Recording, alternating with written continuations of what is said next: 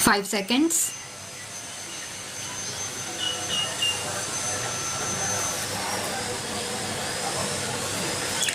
The annual budget is also an opportunity for the government to outline its priorities for the year to come.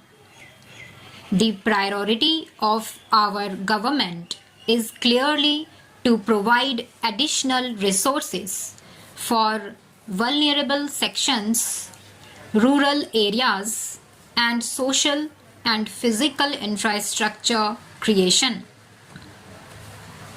The government shall also endeavour to continue with the ongoing reform program and ensure the passage of the constitutional amendments to enable the implementation of the goods and service tax, the passage of insolvency and bankruptcy law, and other important reform measures which are pending before the Parliament. Additionally, as I will detail later, we will undertake significant reforms such as the enactment of a law to ensure that all government benefits are conferred upon persons who deserve it by giving a statutory backing to the Aadhaar platform, bringing significant changes in the legislative framework relating to the transport sector so as to free it from constraints and restrictions, incentivizing gas discovery and exploration by providing calibrated marketing freedom, enactment of a comprehensive law to deal with resolution of financial firms, providing legal framework for dispute resolution in PPP projects and public utility contracts, undertaking important banking sector reforms and public listing of general insurance companies, and undertaking significant changes in FDI policy. Our agenda for the next year is, therefore, to transform India in this direction. My budget proposals are therefore built on this transformative agenda with 9 distinct pillars. Let me first take up agriculture and farmers' welfare. We are grateful to our farmers for being the backbone of the country's food security. We need to think beyond food security and give back to our farmers a sense of income security. Government will therefore reorient its interventions in the farm and non-farm sectors to double the income of the farmers by 2022. Our total allocation for agriculture and farmers' welfare is rupees 36,000 crore. We need to address issues of optimal utilization of our water resources, create new infrastructure for irrigation, conserve soil fertility with balanced use of fertilizer, and provide value addition and connectivity from farm to markets. Irrigation is a critical input for increasing agriculture production and productivity. Out of 141 million hectares of net cultivated area in the country, only 46% is covered with irrigation. The Pradhan Mantri Krishi Sinchai Yojana has been strengthened and will be implemented in mission mode. 28 lakh hectares will be brought under irrigation under this scheme. Implementation of 89 irrigation projects under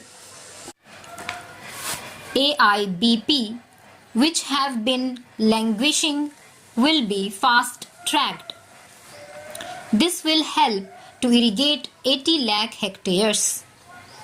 These projects require rupees 17,000 crore next year and rupees 86,000 crore in the next 5 years. We will ensure that 23 of these projects are completed before this financial year's. A dedicated long-term irrigation fund will be created in NABARD with an initial corpus of about rupees 20,000 crore. To achieve all these, a total provision of rupees 12,000 crore has been made through budgetary support and market borrowings. Simultaneously, a major program for sustainable management of groundwater resources has been prepared with an estimated cost rupees 6,000 crore and proposed for multilateral funding. At least 5 lakh farm ponds and dug wells in rain-fed areas and 10 lakh compost pits for production of organic manure will be taken up by making productive use of the allocations under Manrega. The Soil Health Card scheme is now being implemented with great vigor. Through this, farmers get information about nutrient level of the soil and can make judicious use of fertilizers.